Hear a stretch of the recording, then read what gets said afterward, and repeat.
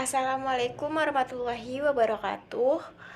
Nah, kita akan membahas dana pensiun. Dana pensiun ini ada dua macam.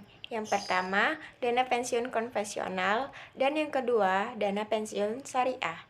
Nah, yang pertama, dana pensiun konvensional merupakan dana yang sengaja dihimpun secara khusus dengan tujuan untuk memberikan manfaat kepada karyawan pada saat mencapai usia pensiun, meninggal dunia, ataupun cacat. Dana yang terhimpun ini dikelola dalam suatu lembaga yang disebut trust, sedangkan pengelolanya disebut trustee. Atau dapat juga dilakukan oleh perusahaan asuransi atau badan lain yang dibentuk secara khusus untuk mengelola dana tersebut. Nah, yang kedua ada dana pensiun syariah. Dana pensiun syariah adalah dana pensiun yang dikelola dan dijalankan berdasarkan prinsip syariah.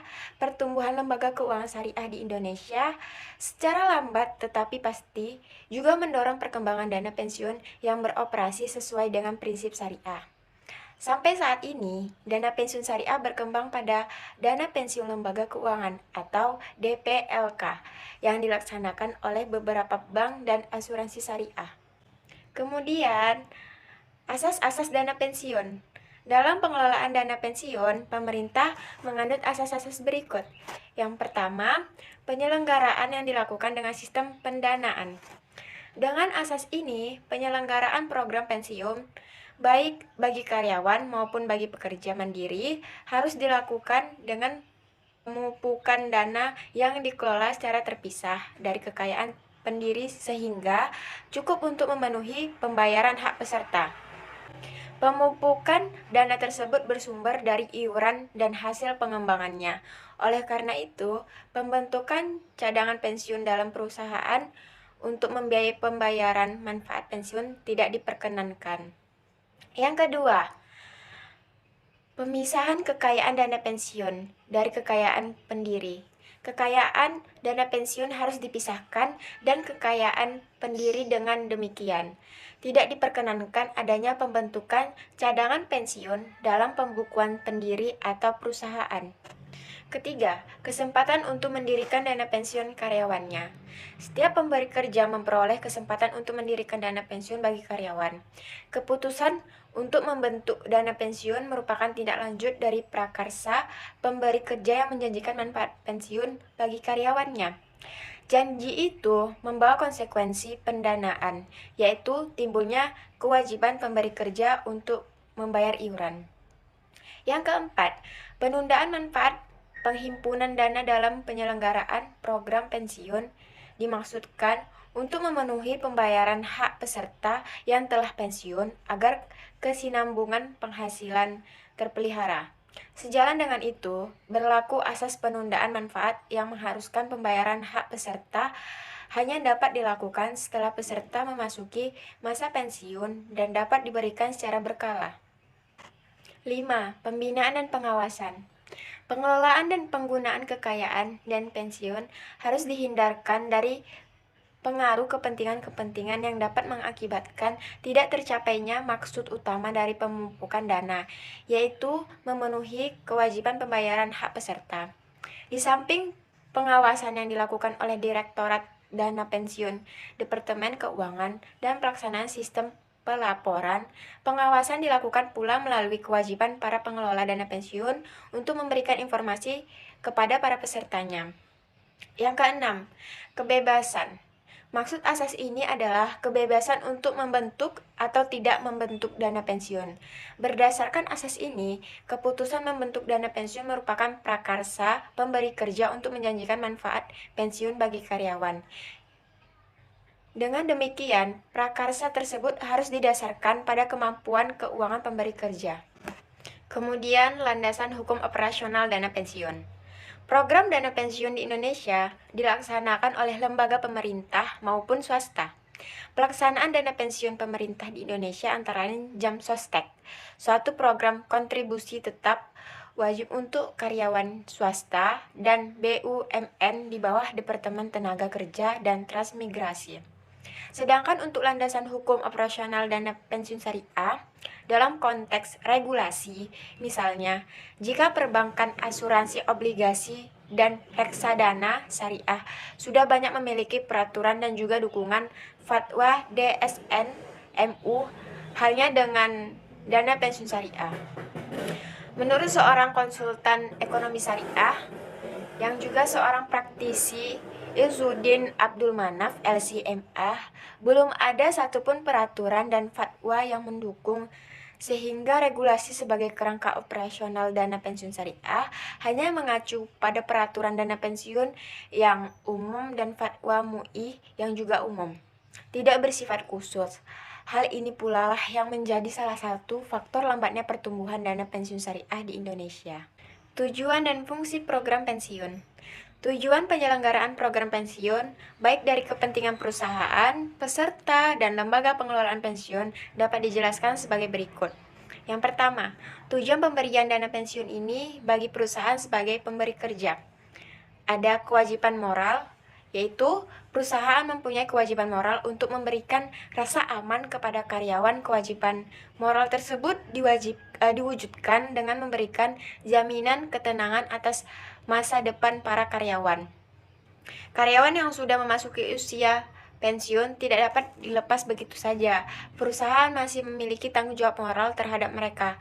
Oleh karena itu, sudah menjadi kewajiban perusahaan untuk mengikutkan atau membentuk sendiri dana pensiun untuk para karyawannya. Nah, yang kedua ada loyalitas. Jaminan yang diberikan untuk karyawan akan memberikan dampak positif pada perusahaan. Karyawan akan termotivasi untuk bekerja lebih baik dengan loyalitas dan dedikasi yang tinggi. Loyalitas tersebut akan semakin besar dengan jaminan keamanan yang diterima oleh karyawan. Nah, yang ketiga ada kompetisi pasar tenaga kerja. Dengan memasukkan program pensiun sebagai suatu bagian dan total kompensasi yang diberikan kepada karyawan, diharapkan perusahaan akan memiliki daya saing dan nilai lebih dalam usaha mendapatkan karyawan yang berkualitas dan profesional di pasar tenaga kerja. Dengan tawaran manfaat yang kompetitif bagi para karyawan, perusahaan akan dapat mempertahankan karyawan yang berkualitas. Yang keempat, ada memberikan penghargaan kepada para karyawannya yang telah mengabdikan perusahaan. Yang kelima, meningkatkan citra perusahaan di mata masyarakat dan pemerintah. Kemudian, tujuan pemberian dana pensiun bagi peserta atau karyawan. Yang pertama ada rasa aman para peserta terhadap masa yang akan datang karena tetap memiliki penghasilan pada saat mereka mencapai usia pensiun. Yang kedua, mendapatkan kompensasi yang lebih baik, yaitu peserta mempunyai tambahan kompensasi meskipun baru bisa menikmati pada saat mencapai usia pensiun. Kemudian ada tujuan pemberian dana pensiun bagi lembaga pengelolaan dana pensiun. Yang pertama, pengelolaan dana pensiun untuk memperoleh keuntungan dengan melakukan berbagai kegiatan investasi. Yang kedua, turut membantu dan mendukung program pemerintah. Yang ketiga, sebagai bakti sosial terhadap para peserta. Adapun fungsi program dana pensiun bagi para peserta antara lain, yang pertama ada asuransi. Asuransi yaitu peserta yang meninggal dunia atau cacat sebelum mencapai usia pensiun dapat diberikan uang pertanggungan atas beban bersama dari dana pensiun. Yang kedua, tabungan, yaitu himpunan iuran peserta dan iuran pemberi kerja merupakan tabungan untuk dan atas nama pesertanya sendiri. Iuran yang dibayarkan oleh karyawan dapat dilihat setiap bulan sebagai tabungan dari para pesertanya. Yang ketiga, pensiun, yaitu seluruh himpunan iuran peserta dan iuran pemberi kerja serta hasil pengelolanya akan dibayarkan dalam bentuk manfaat pensiun sejak bulan pertama, sejak mencapai usia pensiun selama seumur hidup peserta, dan janda duda peserta. Selanjutnya, jenis lembaga pengelola dana pensiun. Lembaga pengelola dana pensiun dibedakan dalam dua jenis, yaitu pertama, dana pensiun pemberi kerja atau DPPK.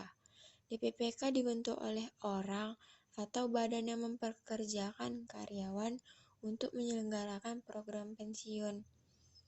Dari pengertian ini, jelas bahwa DPPK merupakan dana pensiun yang didirikan oleh perusahaan maupun perorangan yang memiliki karyawan.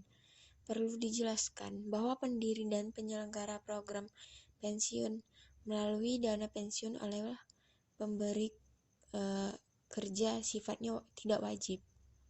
Akan tetapi, mengingat dampak dan peranan yang positif dari program dana pensiun kepada karyawan, pemerintah sangat menganjurkan kepada setiap pemberi kerja untuk mendirikan dana pensiun. Yang kedua, dana pensiun lembaga keuangan atau DPLK. Dana pensiun lembaga keuangan adalah dana pensiun yang dibentuk oleh bank atau perusahaan asuransi jiwa untuk menyelenggarakan program pensiun iuran pasti bagi perorangan, baik karyawan maupun pekerja mandiri yang terpisah dari dana pensiun. Pemberi kerja bagi karyawan bank atau perusahaan asuransi jiwa yang bersangkutan. Pihak yang diperkenankan untuk mendirikan dana pensiun hanyalah bank umum dan perusahaan asuransi saja. Oleh karena itu, bank umum dan perusahaan asuransi jiwa dapat menyelenggarakan dua jenis dana pensiun, yaitu dana pensiun pemberi kerja dan dana pensiun lembaga keuangan. Kemudian, mekanisme dana pensiun lembaga keuangan syariah. Sejauh ini, program pensiun syariah di Indonesia masih dilaksanakan secara terbatas oleh DPLK di beberapa bank dan asuransi syariah. Umumnya, produk DPLK syariah merupakan salah satu produk penghimpunan dana yang ditawarkan oleh bank atau asuransi syariah untuk memberikan jaminan kesejahteraan di hari tua atau di akhir masa jabatan karyawan ataupun nasabahnya. Prosedur yang harus dilalui oleh peserta program DPLK syariah umumnya adalah: pertama, peserta merupakan perorangan atau badan usaha. Kedua, usia minimal 18 tahun atau telah menikah. Ketiga, mengisi formulir pendaftaran kepesertaan DPLK syariah. Keempat, iuran bulanan dengan minimum jumlah tertentu, misalnya 100.000. Kelima, menyerahkan kopian kartu identitas diri dan kartu keluarga. Keenam, membayar biaya pendaftaran. Ketujuh, membayar iuran tambahan berupa premi bagi peserta program dana pensiun plus asuransi jiwa. 8. Memenuhi semua akad yang ditetapkan oleh DPLK Syariah.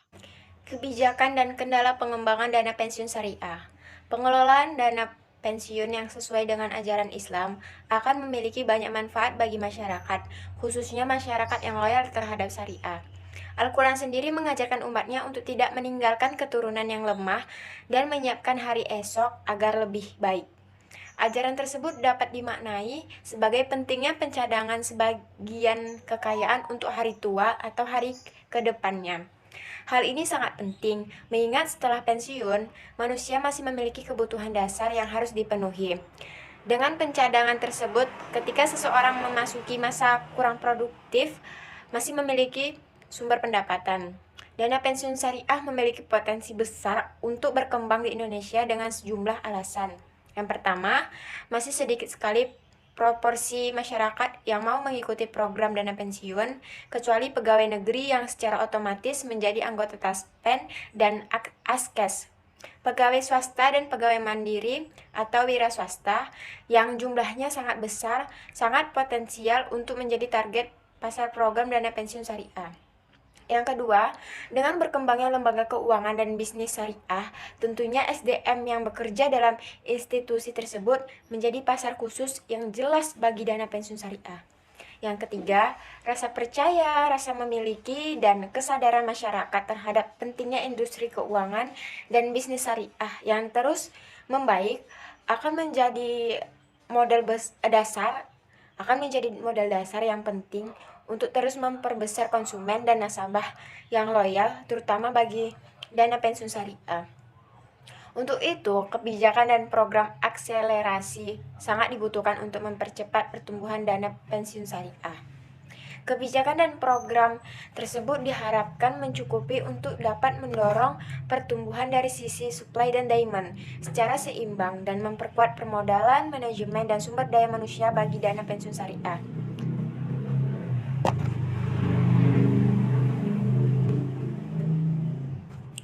Selain itu, sasaran selanjutnya yang juga penting adalah melibatkan seluruh stakeholder dana pensiun syariah untuk berpartisipasi aktif dalam program akselerasi sesuai otoritas, tanggung jawab, dan kompetensi masing-masing. Harus diakui bahwa perkembangan dana pensiun syariah relatif tertinggal bila dibandingkan dengan industri keuangan syariah yang lain. Hal ini terjadi di antaranya disebabkan minimnya dukungan strategi dan regulasi. Baiklah, hanya ini yang dapat saya sampaikan. Kurang dan lebihnya saya memohon maaf. Terima kasih telah menonton video dan mendengarkan penjelasan saya. See you next time. Assalamualaikum warahmatullahi wabarakatuh.